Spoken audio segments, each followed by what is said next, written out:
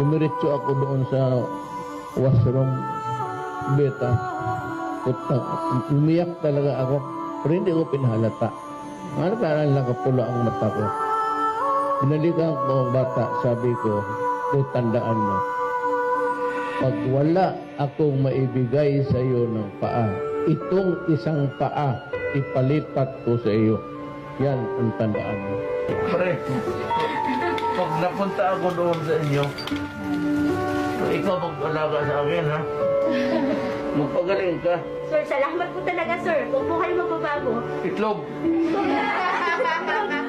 Ang importante yung ginapubiran mo ang hindi matanggal. Pag yan ang tinanggal, putang ina. Pati ako iiyak. Ang sabi ko kay Crisette, alam mo, si President Duterte, he's not just a name. He is not just a person. He is not just a president. He is a symbol of how we should love our country.